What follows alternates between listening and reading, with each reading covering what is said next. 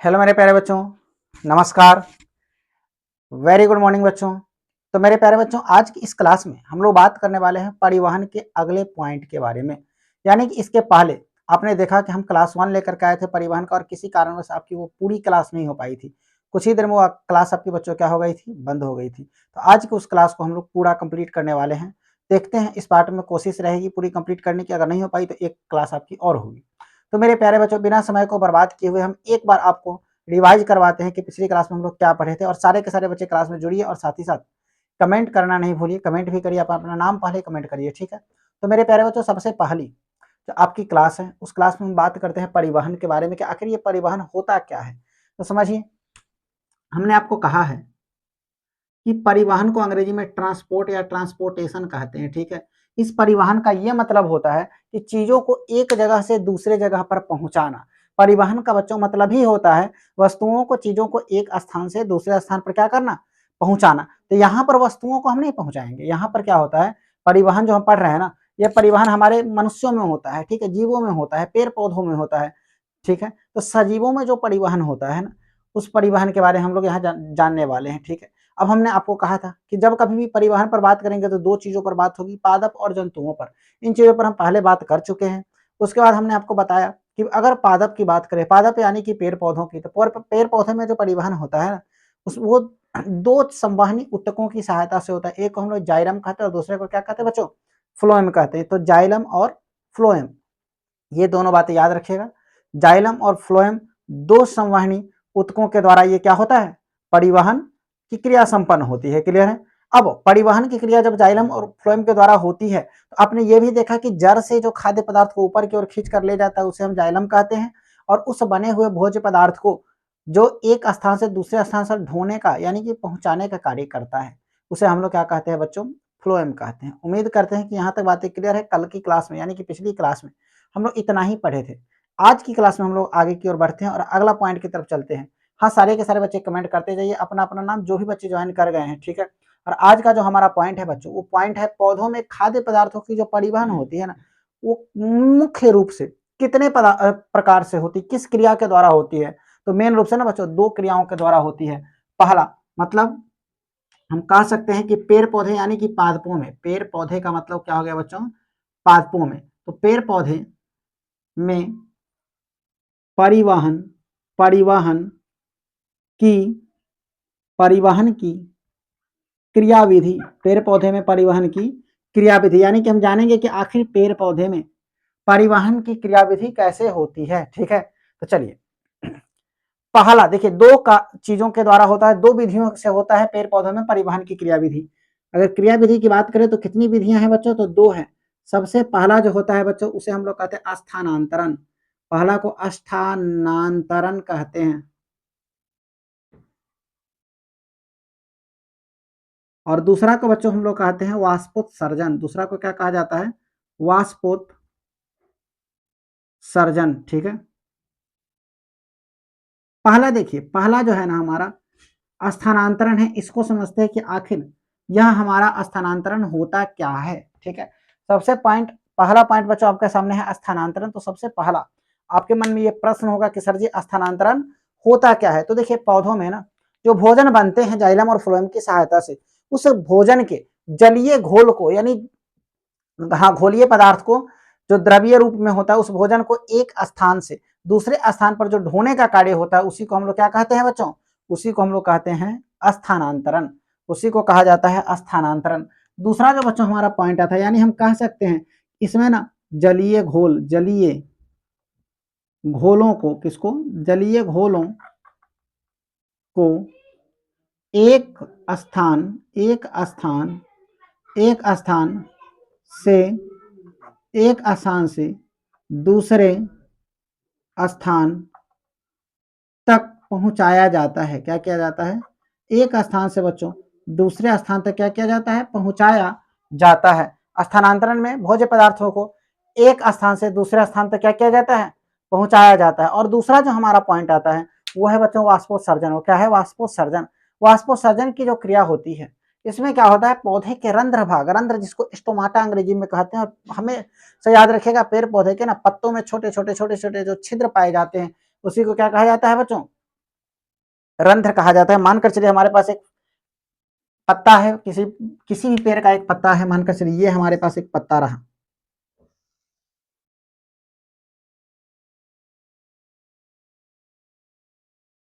बच्चों उम्मीद करते हैं कि ये पत्ता आपको क्लियरली दिख रहा है। चलिए वेरी गुड, आगे बढ़ते हैं। देखिए ये जो पत्ता है ना, आपको हमने कहा कि हर एक पेड़ पौधे में ना छोटे छोटे छोटे छोटे क्या होते हैं, पत्ते होते हैं। हर एक पौधे में, सॉरी, हर एक पौधे में पत्ते होते हैं। इस पौधे के इस पत्ते में छोटे छोटे छोटे छोटे क्या पाए जाते हैं, छिद्र पाए जाते हैं। जो छोटे छोटे छिद्र है ना बच्चों, इसी छिद्र को हम लोग क्या कहते हैं, इसी छिद्र को कहा जाता है स्टोमाटा या रंध्र।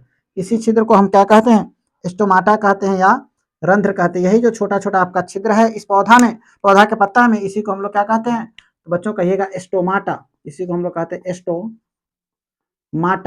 या इसी को का दूसरा नाम क्या है बच्चों, तो रंध्र भी है। यही स्टोमाटा भी कहलाता है और यही क्या कहलाता है, रंध्र भी। स्टोमाटा वैसे हम अंग्रेजी में कहते हैं और रंध्र इसको क्या कहते हैं, हिंदी में कहते हैं। देखिए वाष्पोत्सर्जन की क्रिया जो है ना सबसे ज्यादा जरूरी है बच्चों पेड़ पौधे में। इन पत्तों से, इन रंध्रों के द्वारा जो जल उत्सर्जित होता है, पानी इस पौधे के पत्ते से जो बाहर निकलता है ना, इसी प्रक्रिया को जल, देखो पौधे के द्वारा जल के त्यागने की प्रक्रिया को ही हम क्या कहते हैं, वाष्पोत्सर्जन कहते हैं। यानी हम कह सकते हैं कि पौधे के द्वारा, पौधे को अपने पत्तियों के द्वारा पौधे जो जल को बाहर निकालते हैं, त्यागते हैं, उसी को क्या कहा जाता है, उसी को कहा जाता है वाष्पोत्सर्जन। क्लियर है। अब वाष्पोत्सर्जन की क्रिया जो होती है बच्चों, अलग अलग पौधों में अलग अलग प्रकार की होती है। जैसे मकई का पौधा हो गया, सेब का पौधा हो गया, आम का पौधा हो गया, बड़े बड़े पौधे हो गए और छोटे छोटे पौधे हो गए। तो अलग अलग प्रकार के जो पौधे होंगे ना, उसमें अलग अलग तरह के क्या होंगे, वाष्पोत्सर्जन की क्रिया होगी। यानी कि किसी में से ज्यादा पानी निकलेगा, ज्यादा जल उत्सर्जित होगा, किसी में कम जल उत्सर्जित होगा। किसी पौधे में से बच्चों ज्यादा से ज्यादा जल त्याग, कोई पौधा अपना ज्यादा से ज्यादा पत्तों से होकर के जल त्यागेगा, तो निर्भर करता है पौधों के साइज के ऊपर में, आकार के ऊपर में, कि आखिर किस आकार का पौधा है, ठीक है, किस टेम्परेचर पर पौधा है, इन तमाम चीजों पर यह निर्भर करता है। क्लियर है। तो उम्मीद करते हैं कि आपको वाष्पोत्सर्जन और स्थानांतरण दोनों बातें क्लियरली समझ में आ गई होगी। अगर हम बात करें बच्चों वाष्पोत्सर्जन की ना, तो आप कहिएगा कि वाष्पोत्सर्जन की जो क्रिया है यह क्या है, तो आप कहिएगा पेड़ पौधे, पेड़ पौधे के रंध्र द्वारा, पेड़ पौधे के रंध्र द्वारा जल को त्यागना, जल को त्यागना, जल को त्यागना बच्चों, वाष्पोत्सर्जन, वाष्पोत्सर्जन, जल को त्यागना वाष्पोत्सर्जन कहलाता है। क्या कहलाता है, वाष्पोत्सर्जन कहलाता है। पेड़ पौधे जो है ना रंध्र के द्वारा जो जल का त्याग करते हैं बच्चों, उसी को क्या कहा जाता है, वाष्पोत्सर्जन कहा जाता है। क्लियर है। देखिए वैसे वाष्पोत्सर्जन जो है बच्चों दो बातों पर निर्भर करता है। वाष्पोत्सर्जन कितने बातों पर निर्भर करता है, दो बातों पर। सबसे पहले होता है उस पौधे पर के आसपास का तापमान, यानी वाष्पोत्सर्जन कितने बातों पर निर्भर करता है, तो कहिएगा दो बातों पर। पहला होगा तापमान और बच्चों दूसरा तापमान यानी कि टेम्परेचर। जब जैसा टेम्परेचर रहेगा उतना जल त्याग करेगा, ठीक है। और दूसरा आता है उस पौधे का क्षेत्रफल, जितना ज्यादा वाला क्षेत्रफल का पत्ता होगा उससे ज्यादा पानी निकलेगा, ज्यादा, हाँ ज्यादा वाष्पोत्सर्जन की क्रिया होगी। जो जिसमें कम क्षेत्रफल वाले पौधे होंगे उसमें कम वाष्पोत्सर्जन की क्रिया होगी, कम जल उसमें से निष्कासित होगा। क्लियर है। अब हम अगर बात करें बच्चों, तो अलग अलग पौधों में हमने आपको कहा कि अलग अलग पौधों में वाष्पोत्सर्जन की क्रियाएं भी अलग अलग रूप से होती है। एक समान सभी पौधों में वाष्पोत्सर्जन की क्रिया नहीं होता है। जैसे कि अगर हम बात करें बच्चों एक मकई के पौधे की बात हम किसकी करते हैं, एक मकई के पौधे की अगर हम बात करें ना, तो वो एक दिन में 3 से 4 लीटर पानी क्या करता है, जल त्यागता है। एक मकई के पौधे से ना, आप इसको नोट में लिख सकते हैं, ये इंपॉर्टेंट पॉइंट है बच्चों, इसको नोट कर लीजिएगा। मक्का की जो पौधा है, मक्का का यह पौधा एक दिन में 3 से 4 लीटर, 3 से 4 लीटर पानी का क्या करता है, त्याग करता है बच्चों। दूसरा जो बात है, अगर हम बात करें इसी जगह पर सेब के पौधे की, देखिए कैसे हमने आपको कहा कि दोनों में समान नहीं होता है। अगर हम बात करें बच्चों सेब की पौधे की ना, तो सेब का पौधा एक दिन में लगभग 10 से 12 लीटर, सॉरी 10 से 20 लीटर तक भी जल का त्याग कर सकता है और करता भी है। ठीक है। क्लियर है चीजें यहाँ तक की कोई दिक्कत। उम्मीद करते हैं कि हर एक पॉइंट आपको स्पष्ट रूप से यहाँ तक समझ में आ रहा है। सारे के सारे बच्चे एक बार इसका स्क्रीनशॉट लीजिए और आपको हर एक पॉइंट समझ में आ रहा है तो एक बार यस यस सर कमेंट करिए जल्दी से जल्दी। फिर आगे अगले पॉइंट की तरफ बढ़ते हैं जल्दी बच्चों। जल्दी स्क्रीनशॉट लीजिए।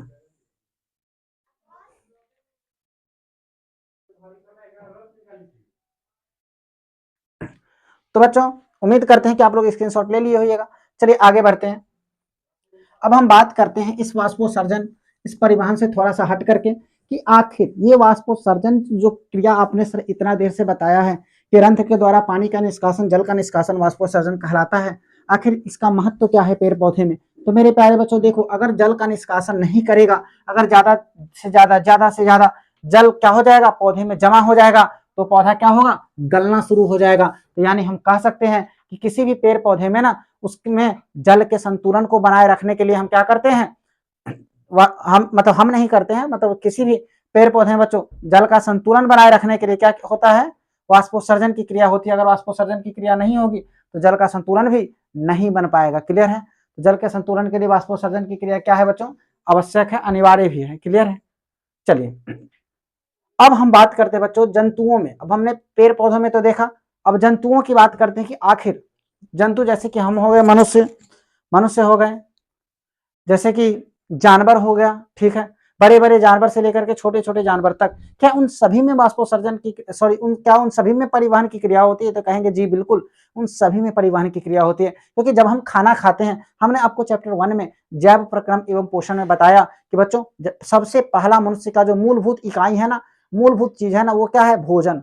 जब हम भोजन करते हैं, पानी पीते हैं, तो हमारे शरीर के अंदर प्रवेश करता है, ये ग्रास नली से होते हुए मुख गुहा से जाता है ग्रास नली में, ग्रास नली से होते हुए क्या करता है, शरीर के अंदर में प्रवेश करता है। तो भोजन जब प्रवेश करा, तो यही जो यहाँ से यहाँ भोजन जा रहा है ना, पेट तक जो पहुंच रहा है ना, इसी क्रिया को हम लोग क्या कहते हैं बच्चों, इसी को परिवहन कहते हैं। ठीक है। और परिवहन में इतना ही नहीं, भोजन पचाना, उसके बाद भोजन बन गया, तैयार हो गया, शरीर के अंदर भोजन पच गया, उसके बाद रक्त के माध्यम से उन तमाम भोजन को, यानी उन तमाम खाद्य पदार्थों को रक्त के माध्यम से एक जगह से दूसरे जगह कोशिकाओं तक, जहां उसकी आवश्यकता उन जगह पर पहुंचाने का कार्य होता है। चाहे वो जीव छोटा हो, चाहे वो जीव बड़ा हो, अगर वो सजीव है तो उसमें परिवहन की क्रिया हर हाल में होगी।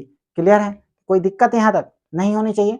चलिए अब हम बात करते हैं बच्चों, ये जंतुओं में परिवहन, अगर हम बात करें ना जंतु में परिवहन की बच्चों, तो जंतु में परिवहन की क्रिया,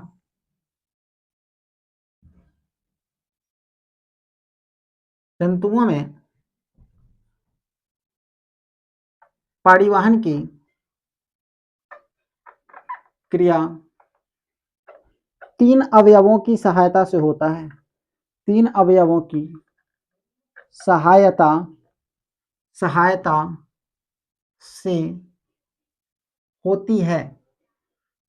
कितने अवयवों की बच्चों, तो 3 अवयवों की सहायता से क्या होता है, जंतुओं में परिवहन की क्रिया होता है। सबसे पहला जो हमारा है वो आता है बच्चों रक्त। सबसे पहला क्या है अवयव, रक्त है। सबसे पहला अवयव क्या है बच्चों, तो रक्त है, जिसे हम अंग्रेजी में ब्लड कहते हैं, जिसे हम अंग्रेजी में क्या कहते हैं, ब्लड कहते हैं बच्चों। दूसरा जो हमारा है वो है लसिका।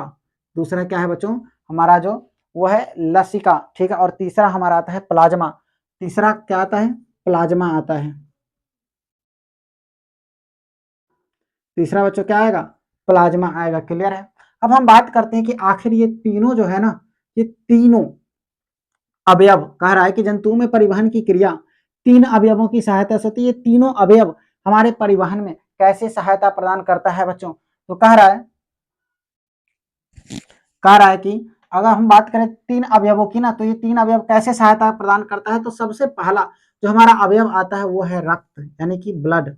ठीक है। तो रक्त की बात अगर करें बच्चों, तो हाँ, रक्त के माध्यम से ही क्या होता है, हमारे शरीर में भोज्य पदार्थ यानी कि खाद्य पदार्थों का एक स्थान से दूसरे स्थान पर स्थानांतरण, यानी कि एक जगह से दूसरे जगह पर परिवहन होता है रक्त के माध्यम से ही। जितने भी भोज्य पदार्थ होते हैं ना, वो रक्त के माध्यम से ही उनके घुले हुए रूप में, द्रव्य रूप में वो परिवर्तित हो जाते हैं, और रक्त के माध्यम से ही एक स्थान पर दूसरे एक स्थान से दूसरे स्थान पर क्या होते हैं, ट्रांसपोर्टेशन का कार्य करते हैं, यानी परिवहन का कार्य करते हैं। क्लियर है। अगर हम बात करें सबसे पहले रक्त की, रक्त होता क्या है, तो बच्चों रक्त एक लाल कलर का एक ऐसा द्रव है, एक लाल और गाढ़ा द्रव है, जिसका पीएच मान अगर हम बात करें तो लगभग इस रक्त का पीएच मान 7.4 के आसपास होता है। इसका पीएच मान लगभग रक्त का कितना होता है, 7.4 होता है। ठीक है। और ये स्वाद में, रक्त जो है बच्चों स्वाद में नमकीन होता है, स्वाद में क्या होता है, नमकीन होता है और नमकीन के साथ साथ जब 7.4 इसका पीएच मान है तो आप बताइए ये अम्लीय होगा या क्षारीय होगा? जल्दी क्या होगा? ये हमारा क्षारीय हो जाएगा, ठीक है। और गाढ़ा द्रव्य की तरह रहता है, तो आपसे कोई पूछे कि इसकी प्रकृति क्या होगी तो कहिएगा द्रव्य की जैसा द्रव्य होगा और गाढ़ा द्रव्य होगा, ठीक है। द्रव्य भी हो सकता है कि गाढ़ा भी हो, ढीला भी हो, तो ये गाढ़ा द्रव्य होगा, ठीक है। क्लियर है चीजें यहाँ तक बच्चों? और हाँ, इस रक्त की बात करें बच्चों तो वैसे तो रक्त का रंग कैसा होता है? हमारे शरीर में जो रक्त है बच्चों उसका रंग लाल होता है, और लाल होने के पीछे कारण है, रक्त लाल तब होता है जब इसमें हीमोग्लोबिन पाया जाता है। इसमें क्या पाया जाता है बच्चों? तो आप कहिएगा सर इसमें हीमोग्लोबिन हेमोग्लोबिन पाया जाता है। हीमोग्लोबिन के कारण ही रक्त क्या होता है? लाल होता है। पता है पेड़ पौधे के पत्ते जो होते हैं ना वो लाल होने, या पेड़ पौधे में ना रक्त नहीं पाया जाता है, या उनके पेड़ पौधे के जो पत्ते होते हैं वो लाल ना होकर के हरे क्यों होते हैं? क्योंकि उसमें एक वर्णक पाया जाता है जिस वर्णक को हम लोग क्लोरोफिल वर्णक कहते हैं। क्या कहते हैं? क्लोरोफिल। तो यानी हम कह सकते हैं कि क्लोरोफिल के कारण ही पेड़ पौधे के पत्ते क्या होते हैं? हरे होते हैं। क्लियर है? चलिए अब हम बात करते हैं बच्चों इस रक्त के कणिकाओं के बारे में, रक्त के कणों के बारे में। तो ये जो ब्लड है हमारा, ये जो रक्त है ना, इस रक्त के बच्चों 3 कण होते हैं। इस रक्त के कितने कण होते हैं? 3 कण होते हैं। सबसे पहला कण जो होता है वो है हमारा आरबीसी, रेड ब्लड सेल्स। दूसरा है बच्चों डब्ल्यूबीसी, व्हाइट ब्लड सेल्स। और तीसरा है बीपी यानी ब्लड प्लेटलेट्स। तीसरा क्या है बच्चों? बीपी यानी ब्लड प्लेटलेट्स है। क्लियर है? अगर हम बात करें बच्चों आरबीसी की, तो आरबीसी जो होते हैं ना वो स्तनधारी जीवों में और उच्च श्रेणी के जीवों में पाया जाता है अधिकतर आरबीसी। क्लियर है? आरबीसी की अगर हम बात करें जिसका पूरा नाम होता है रेड ब्लड सेल्स, इसमें केंद्रक नहीं पाया जाता है। आरबीसी में कोई आपसे ऑब्जेक्टिव में अगर पूछे कि बताओ इसमें केंद्रक पाया जाता है तो कहेगा नहीं, आरबीसी में केंद्रक नहीं पाया जाता है। क्लियर है चीज यहाँ तक? आपसे अगर कोई पूछे कि बताइए इस आरबीसी का आकार क्या होता है, तो बच्चों बहुत ही छोटा इसका आकार होता है। आरबीसी जो है ना, सबसे पहला बात आप कहिएगा कि केंद्रक होता है या नहीं होता है, तो केंद्रक नहीं होता है। ठीक है, इसमें केंद्रक नहीं होता है। दूसरा बात आप अगर कहिएगा कि आरबीसी का फुल फॉर्म क्या होता है, तो आप कहिएगा रेड ब्लड सेल्स। तीसरा यह किसमें पाया जाता है, तो ये उच्च श्रेणी या स्तनधारियों, उच्च श्रेणी या स्तनधारियों जीव में, स्तनधारी जीवों में पाया जाता है। स्तनधारी जीवों में पाया जाता है। इसके आकार की अगर हम बात करें बच्चों, इसके साइज के ऊपर हम अगर बात करें तो रेड ब्लड सेल्स जो होता है, आरबीसी जो कण है ना, इसका आकार होता है 7.2 माइक्रो के आसपास। कितना होता है? तो इसका जन्म होता है अस्थि, एक मिनट बच्चों, हाँ इसका जन्म होता है अस्थि मज्जा में। सही है बच्चों, इसका जन्म अस्थि मज्जा में ही होता है। अस्थि मज्जा में इसका क्या होता है? जन्म होता है। अगर बात हम करें बच्चों इसके जीवन काल की, तो इसकी जीवन काल जो होती है 20 से लेकर 120 दिनों की होती है। इसका जीवन काल मेरे प्यारे बच्चों 20 से लेकर 120 दिनों की होती है। और इसकी मृत्यु जो होती है, इसका मृत्यु स्थल जो है वो यकृत है। इसकी मृत्यु कहाँ हो जाती है? इसकी मृत्यु यकृत में ही हो जाती है। तो ये 6 सबसे महत्वपूर्ण पॉइंट आपके लिए निकल करके आए हैं इसमें से, इस टॉपिक में से। ठीक है, पहला आपसे अगर पूछे कोई कि बताइए जंतुओं में जो परिवहन की क्रिया होती है वो कितने अवयवों की सहायता से होती है, तो कहेगा 3 मेन रूप से अवयवों की सहायता से होती है। पहला है रक्त, ब्लड, दूसरा लसिका और तीसरा प्लाज्मा। ठीक है, अगर हम बात करें बच्चों रक्त की, तो रक्त के 3 कण होते हैं। पहला को हम आरबीसी कहते हैं, दूसरा को डब्ल्यूबीसी कहते हैं और तीसरा को बीपी यानी ब्लड प्लेटलेट्स कहते हैं। अगर रक्त की बात करें बच्चों तो रक्त का पीएच मान लगभग 7.4 7.4 होता है।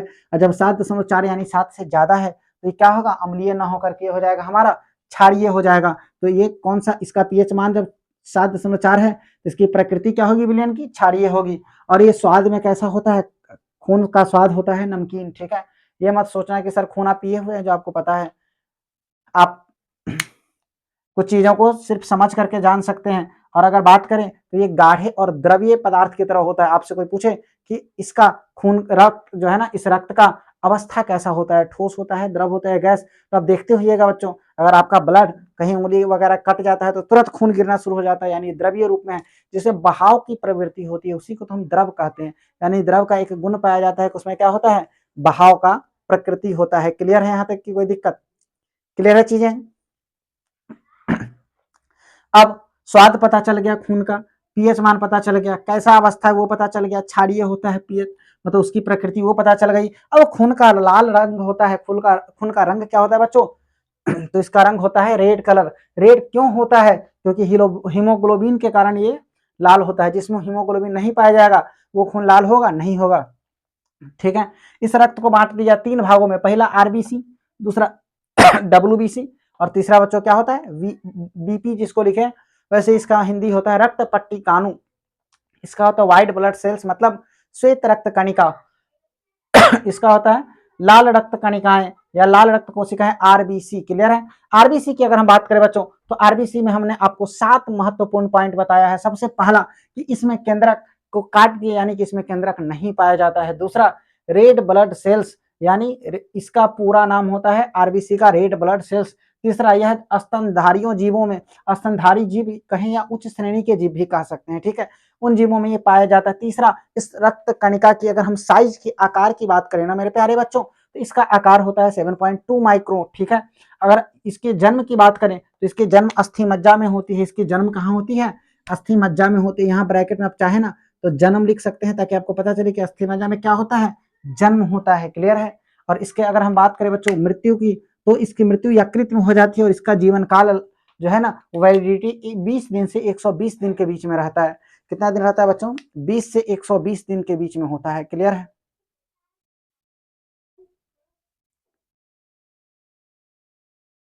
क्लियर है बच्चों? चलिए, अब लाल रक्त कणिका में तो कोई दिक्कत नहीं है। अब हम आते हैं डब्ल्यूबीसी की तरफ, जिसको श्वेत रक्त कणिका कहते हैं। डब्ल्यूबीसी को हम लोग क्या कहते हैं? श्वेत रक्त कणिका।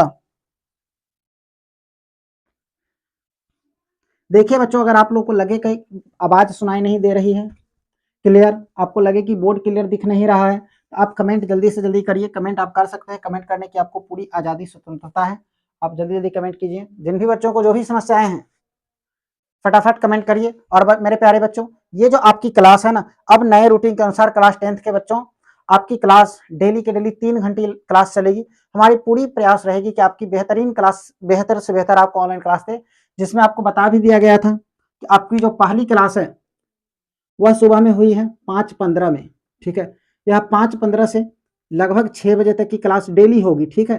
जिसमें आपकी स्पेशल क्लास होगी। स्पेशल क्लास यानी कि आप सारे बच्चे स्पेशल क्लास से भली भांति अवगत है। उसके बाद जो अभी की क्लास है, ये सुबह 6 बजे का वैसे टाइम था, लेकिन 6:15 तक मान कर चलिए आपकी क्लास स्टार्ट हो जाएगी, ठीक है, हर दिन, ठीक है। 6 या 6:15 तक आपकी क्लास स्टार्ट होगी, और ये क्लास लगभग जब तक चले 7 बजे से पहले खत्म हो जाएगी, ठीक है। क्लियर है बच्चों? वैसे अभी मैं आपको साइंस और सोशल साइंस ही मॉर्निंग में पढ़ा रहा हूँ, क्योंकि मैथ में आपके दिलेश सर आए हैं, और दिलेश सर ही आपको मैथमेटिक्स पढ़ा रहे हैं, ठीक है। तो मैं आपको साइंस और सोशल साइंस फिलहाल कवर करने में लगा हुआ हूँ। और जो भी बच्चे हिंदी नॉन हिंदी वाले हैं, ऑफलाइन बैच तो चल ही रही है, उसके अलावा ऑनलाइन में भी हम धीरे धीरे आने का प्रयास कर रहे हैं बच्चों, ठीक है। तो चलिए बच्चों, टाइम नोट कर लीजिए। इस टाइम पर हर एक बच्चे को क्लास में जुड़ जाना है। और जो बच्चे किसी कारणवश लाइव क्लास में नहीं आ पाते हैं, नहीं जुड़ पाते हैं ना, उन बच्चों के लिए तो सबसे बेहतर ऑफर है कि वो क्लास खत्म होने के बाद आपके पास ऑप्शन है कि यहाँ पर क्लास खत्म नहीं होती है, क्लास रह जाती है सेव होकर के। तो आप क्लास खत्म होने के बाद मेरे प्यारे बच्चों इस क्लास को किसी भी समय में आप अपने स्वेच्छानुसार और समयानुसार इस क्लास को ज्वाइन करके आप क्लास कर सकते हैं। क्लियर है? तो मेरे प्यारे बच्चों चलिए आगे बढ़ते हैं। अब आते हैं डब्ल्यूबीसी, जिसको व्हाइट ब्लड सेल्स यानी श्वेत रक्त कणिका या हाँ, श्वेत रक्त कोशिका या कणिका कहते हैं, डब्ल्यूबीसी। तो बच्चों अगर हम डब्ल्यूबीसी की बात करें तो सबसे पहला पॉइंट तो ये निकल करके आया कि इसका फुल फॉर्म क्या होता है, व्हाइट ब्लड, और सी का मतलब होता है सेल्स, श्वेत रक्त कणिका। दूसरी बात तो बच्चों यह निकल करके आई है कि उसमें केंद्रक नहीं पाया जाता था, इसमें केंद्रक क्या होता है, मौजूद होता है, इसमें केंद्रक पाया जाता है, ठीक है। तो हम कह सकते हैं केंद्रक नहीं था, इसमें केंद्रक है। अगर उसके जीवन काल की बात करें तो 20 से 120 दिनों तक का होता था। यह जो जीवन काल है इसका 1 से 4 दिनों तक का ही होता है, ठीक है। यह जो है ना 1 से 4 दिनों तक ही जिंदा रहता है, ठीक है बच्चों। अगर बात करें इसकी, इसके कलर की, तो इसका रंग कैसा होगा, श्वेत रंग होगा। नाम से ही पता चलता है श्वेत रक्त कणिका, यानी उजले रंग की होती है। यह पाया जाता है तिलचट्टा वगैरह में। अब तिलचट्टा या कुछ कीट पतंगों को देखिएगा बच्चों, तो उसका रंग कैसा होता है, उसको अगर वो मरता है या उसको देखिएगा दब उब जाएगा ना, तो अब देखिएगा उसके शरीर से जो खून निकलते हैं वो उजले रंग का खून होता है, ठीक है। उसके पीछे कारण है कि इसमें हीमोग्लोबिन मौजूद होता है कि नहीं होता है, तो नहीं होता है। तो हम छठा पॉइंट कह सकते हैं कि हीमोग्लोबिन क्या होता है, अनुपस्थित रहता है इसमें। हीमोग्लोबिन उपस्थित नहीं रहता, यानी हीमोग्लोबिन क्या रहता है, नहीं होता है, तो अनुपस्थित होता है, ठीक है, अनुपस्थित, हीमोग्लोबिन इसमें नहीं रहता है। क्लियर है। अब देखिए अगली बात अगर हम करें बच्चों इसके मृत्यु की, तो इसकी मृत्यु हो जाती है बच्चों रक्त में ही, ये मर जाता है बेचारा। इसकी मृत्यु कहाँ हो जाती है? रक्त में ही इसकी मृत्यु हो जाती है। क्लियर है। और दूसरी इतना ही नहीं, सबसे बड़ी बात है ना, ये शरीर के अंदर टूटे फूटे कोशिकाओं का क्या करता है? भक्षण करता है। टूटे फूटे कोशिकाओं का बच्चों ये क्या करता है? भक्षण करने का काम करता है। क्लियर है चीजें यहां तक? चलिए, तो बच्चों उम्मीद करते हैं कि आपको WBC यानी कि व्हाइट ब्लड सेल्स भी अच्छी तरह से समझ में आया होगा। इसमें भी हमारे पास 5-6 पॉइंट निकला। पहला, व्हाइट ब्लड सेल्स, इसका फुल फॉर्म होता है, इसमें केंद्रक पाया जाता है, 1 से 4 दिन तक ये जिंदा रहता है, श्वेत रंग का होता है, तिलचट्टा वगैरह में ये पाया जाता है, हीमोग्लोबिन इसमें नहीं होता, इसकी मृत्यु रक्त में हो जाती है। ठीक है। उतना ही नहीं, उतना ही नहीं बच्चों, ये जो है ना हमारे शरीर में भी मौजूद होता है, लेकिन बहुत ही कम मौजूद होता है। हमारे शरीर में भी ना इसकी उपस्थिति बहुत ही कम होती है, और बहुत ही कम होती है। और इसका कार्य क्या होता है? तो बाहरी बाहरी विषाणुओं वगैरह से लड़ने, हाँ, लड़ने वगैरह की क्षमता रखता है। बाहर का जो जीवाणु विषाणु है ना, बैक्टीरिया वगैरह से, मतलब हम कह सकते हैं कि प्रतिरक्षा का कार्य करता है। यह कार्य किसका करता है बच्चों? प्रतिरक्षा कार्य, यानी रक्षा, शरीर के रक्षा करने का कार्य करता है। क्लियर है। अगर WBC शरीर में बढ़ जाए तो भी नुकसानदेह होगा, और साफ साफ नष्ट हो जाए तो भी नुकसानदेह होगा। क्लियर है। चलिए, तो बच्चों अब हम बात करते हैं अगला जो हमारा तीसरा पॉइंट है, उस पॉइंट की तरफ चलते हैं। उस पॉइंट में आता है BP।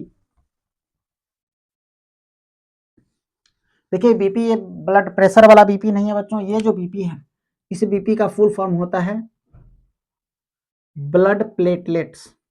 ब्लड प्लेटलेट्स, हिंदी में इसको कहा जाता है रक्त पट्टिकाणु। रक्त पट्टिकाणु, हिंदी में इसको क्या कहते हैं बच्चों? रक्त पट्टिकाणु या रक्त बिंबाणु भी कहा जाता है। क्लियर है। चलिए, अगर हम बात करें बच्चों रक्त बिंबाणु की ना, तो इसका कार्य क्या होता है? रक्त पट्टिकाणु या बिंबाणु अगर हम कहें तो इसका सबसे मेन काम होता है रक्त का थक्का बनाने का। आप देखते होइएगा कभी किसी कारणवश रक्त का, ये रक्त का क्या करता है? तो थक्का बनाता है, रक्त का थक्का बनाने का कार्य करता है। आपने देखा होगा कभी किसी का उंगली वगैरह कट जाता है तो क्या 24 घंटा उससे रक्त बहता रहता है? नहीं, थोड़ी देर रक्त बहेगा, उसके बाद वो क्या होगा? थक्का बन करके जम करके रुक जाता है। ठीक है, जमना शुरू हो जाता है, तो इसी को रक्त का थक्का बनना कहते हैं। क्लियर है। तो रक्त का थक्का बनाने का ये क्या करता है? कार्य करता है। अगर इसके हम बच्चों जीवन काल की बात करें, अगर हम बात करें इसके जीवन काल की, तो 3 से 5 दिन का इसका जीवन काल होता है। रक्त बिंबाणु का 3 से 5 दिनों का इसका जीवन काल होता है। आपके शरीर में जो रक्त का थक्का बनता है बच्चों, उसमें ज्यादा टाइम नहीं लगता है। रक्त का थक्का तो वैसे 2 से 3 मिनट के अंदर में ही रक्त क्या बनने लगता है? थक्का बनाना शुरू कर देता है। क्लियर है। 2 से 3 मिनट में ही रक्त का क्या बन जाता है? थक्का बन जाता है। तो उम्मीद करते हैं बच्चों की यहाँ तक की आपकी सारी की सारी पॉइंट क्लियरली समझ में आपको आया होगा। अगर हम रक्त की बात करें 1-2 पॉइंट,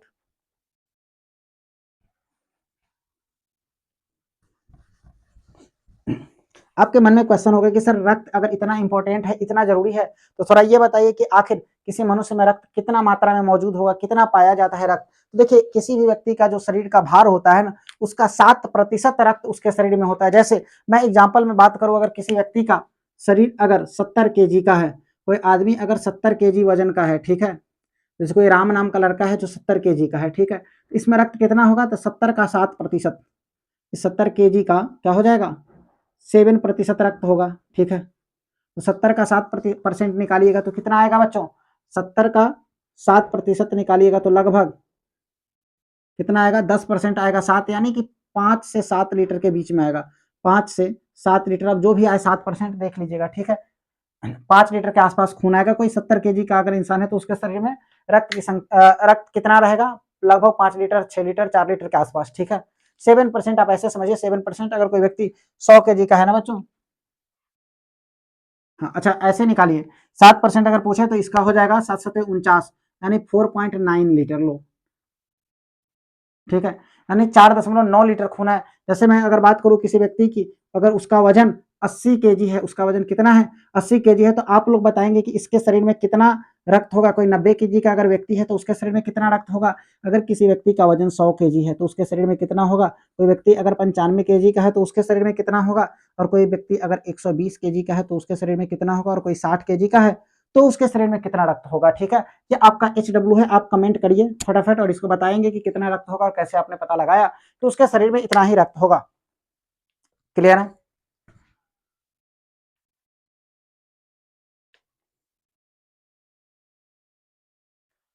चलिए बच्चों, अगर हम बात करें रक्त की ना, तो एक एवरेज अगर मान करके चलें कि किसी के शरीर में कितना रक्त हो सकता है, अगर हम एक एवरेज मान करके चले बच्चों कि किसी के शरीर में कितना रक्त हो सकता है, तो किसी भी व्यक्ति के शरीर में ना 5 से 6 लीटर के आसपास वैसे एवरेज रक्त रहता है, ठीक है।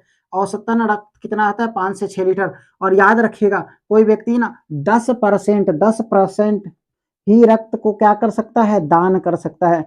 किसी के शरीर में जितना रक्त है ना, उसका कुल कितना प्रतिशत वो दान करेगा? तो 10%। यानी अगर किसी व्यक्ति के शरीर में 5 लीटर खून है, कितना खून है? 5 लीटर, तो इसका 10% ही दान कर सकता है। ऐसा नहीं कि 5 लीटर में 1 लीटर क्या कर देगा? दान कर देगा, ठीक है। 5 लीटर अगर उसके शरीर में खून है तो क्या करेगा? 10% ही अपना खून क्या कर सकता है? दान कर सकता है, ठीक है। मतलब आधा लीटर के आसपास आप ये ब्लड दे सकता है। तो मेरे प्यारे बच्चों, उम्मीद करते हैं कि यहाँ तक आपको हर एक पॉइंट क्लियरली समझ में आया होगा। इसके आगे की अगर हम बात करें तो एक क्लास मेरे प्यारे बच्चों आपकी और होगी, जिस क्लास में हम कुछ पॉइंट्स के बारे में समझेंगे, जानेंगे।